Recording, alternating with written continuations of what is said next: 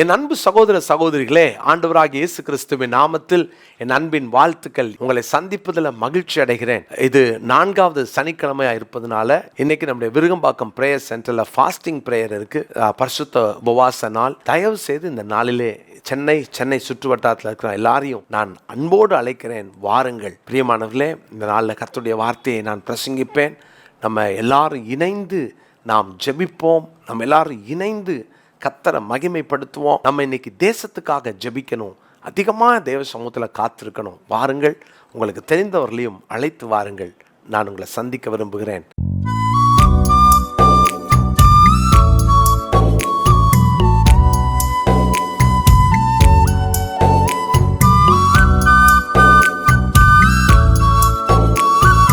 என் அன்பு சகோதர சகோதரிகளே, ஆண்டவராகிய இயேசு கிறிஸ்துவின் நாமத்தில் என் அன்பின் வாழ்த்துக்கள். இன்றைய முத்து எனும் இந்த சிறிய தியானத்தின் மூலமாக உங்களை சந்திப்பதிலே நான் மகிழ்ச்சி அடைகிறேன். கர்த்தர் இந்த நாட்களில் நம்முடைய ஸ்தானத்தை நாம் காத்து கொள்ள வேண்டும். நம்முடைய ஸ்தானத்தை நாம் இழப்பதற்கு என்ன காரணம் என்பதை ஒவ்வொரு நாளும் இந்த சிறிய தியானத்தின் மூலமாக நம்மோடு பேசி வருகிறார். அருமையான தேவனுடைய பிள்ளைகளே, நம்முடைய ஸ்தானம் எப்போதும் தேவன் கொடுத்தது. எனவே அதை அலட்சியம் பண்ணிடக்கூடாது அப்படின்னு நேற்று தினத்தில் நான் சொன்னேன். நம்முடைய ஸ்தானத்தை இழப்பதற்கு காரணம் அற்ப வாழ்க்கைக்காக பல நேரங்களில் நம்முடைய ஸ்தானத்தை இழக்கிறோம். அற்ப சுகங்களுக்காக கவனமாக இருக்கணும். நமக்கு தேவன் கொடுத்த உயர்ந்த ஸ்தானத்தை எப்போதும் காத்துக்கொள்ள ஜாக்கிரதையாக இருப்போம்.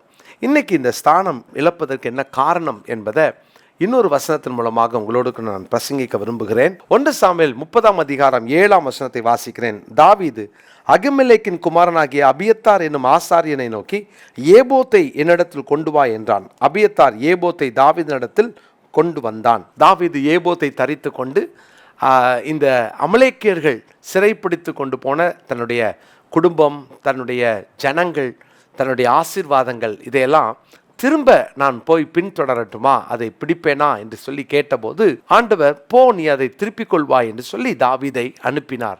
ஆனால் இந்த சம்பவம் நடப்பதற்கு என்ன காரணம் அப்படின்னு பார்த்தீங்கன்னா, இப்போ தாவீதுடைய கைகளில் பட்டயம் வந்துவிட்டது. ஒரு காலகட்டத்தில் தாவீது சொல்லுகிறார், 1 சாமுவேல் 17ஆம் அதிகாரத்தின் 47வது வசனத்தில் தாவீது சொல்லுகிறார், இந்த பெலிஸ்தனாகிய கோலியாத்தை அவன் எதிர்த்து யுத்தம் பண்ணும் பொழுது அவன் சொல்கிற வார்த்தையை பாருங்கள். 1 சாமுவேல் 17ஆம் அதிகாரத்தின் 47வது வசனம், கர்த்தர் பட்டயத்தினாலும் ஈட்டியினாலும் ரட்சிக்கிறவர் அல்ல என்று இந்த ஜனக்கூட்டமெல்லாம் அறிந்து கொள்ளும். யுத்தம் கர்த்தருடையது, அவர் உங்களை எங்கள் கையில் ஒப்பு கொடுப்பார் என்றான். 1 சாமுவேல் 17:47. இந்த வசனத்தை இந்த நாளுக்குரிய மனப்பாட வசனமாய் குறித்து கொள்ளுங்கள். 1 சாமுவேல் 17:47. கர்த்தர் பட்டயத்தாலும் ஈட்டியாலும் ரட்சிக்கிறவர் அல்ல.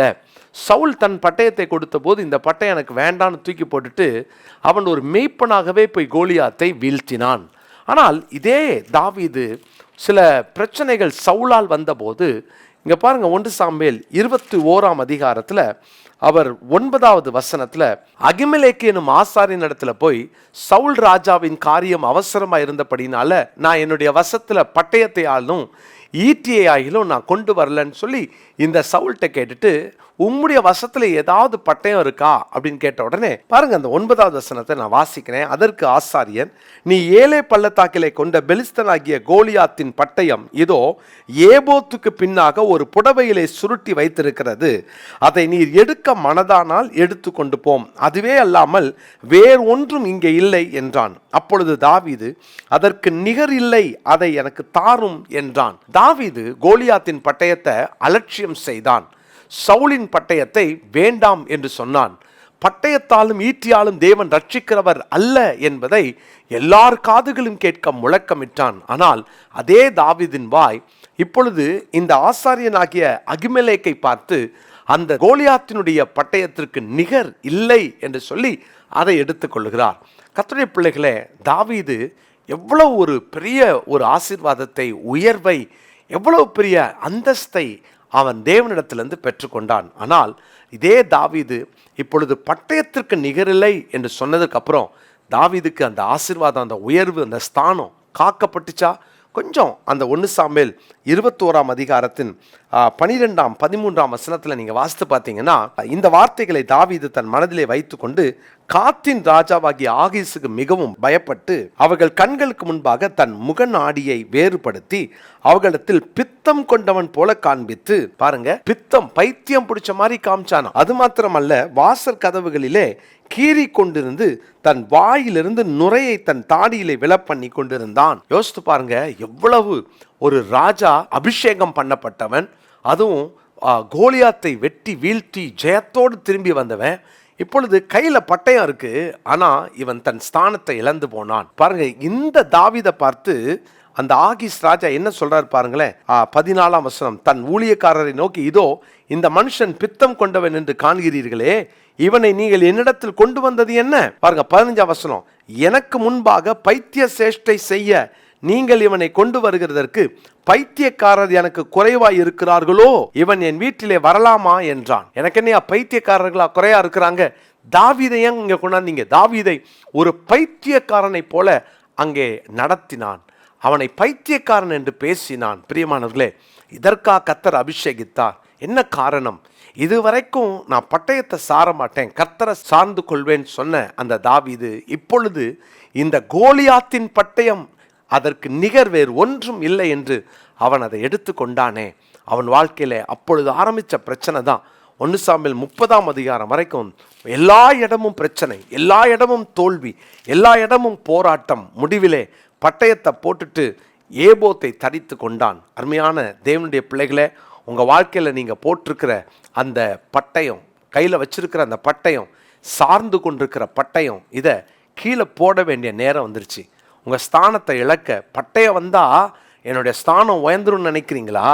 உங்கள் வாழ்க்கையில் எதையோ ஒரு ஆசீர்வாதத்தை நீங்கள் பெற்றுக்கொண்டா, அல்லது இந்த பொருள் வாங்கிட்டா என் அந்தஸ்து மாறிடும், உயர்ந்துரும், இந்த காரில் போனால் என் அந்தஸ்து உயர்ந்துரும், இந்த படிப்பை படித்து முடிச்சுட்டா எனக்கு பேர் கிடைச்சிரும், இந்த பதவிக்கு வந்துட்டா, அல்லது என் சர்ச்சில் இந்த பதவிக்கு வந்துட்டா நான் என்னை மதிப்பே வேற மாதிரி மாறிடும், இப்படியெல்லாம் சொல்கிறீங்களா?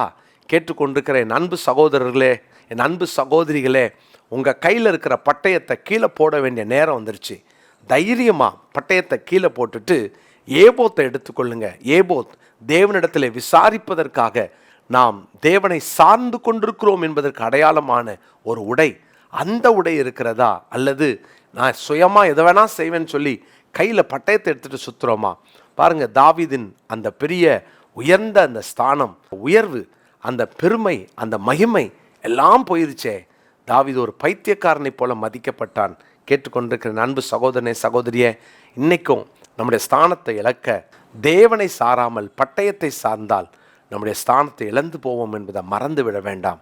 ஜோமல்லாமா, தகப்பனே, நாங்கள் எல்லா சூழ்நிலையிலும் உம்மை சார்ந்து கொண்டு நாங்கள் எல்லாவற்றிலும் ஆண்டவரே எங்கள் பட்டயத்தை, படிப்பை, எங்கள் வாழ்க்கையின் ஆண்டவரே நீர் கொடுத்த ஆசீர்வாதத்தை இதையெல்லாம் ஒதுக்கிவிட்டு தள்ளிவிட்டு உம்மை மாத்திரம் சார்ந்து கொள்ள எங்களை ஒப்பு கொடுக்கிறோம்.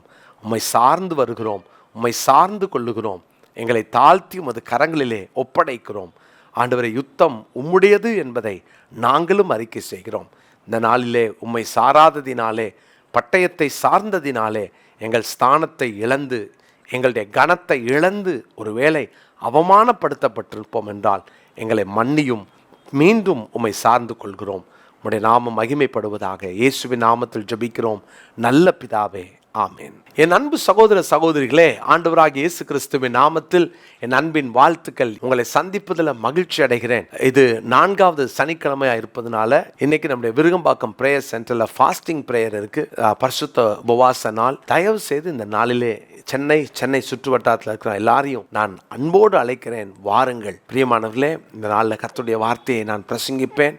நம்ம எல்லாரும் இணைந்து நாம் ஜெபிப்போம். நம்ம எல்லாரும் இணைந்து கர்த்தரை மகிமைப்படுத்துவோம். நம்ம இன்னைக்கு தேசத்துக்காக ஜெபிக்கணும், அதிகமாக தேவ சமூகத்தில் காத்திருக்கணும். வாருங்கள், உங்களுக்கு தெரிந்தவர்களையும் அழைத்து வாருங்கள்.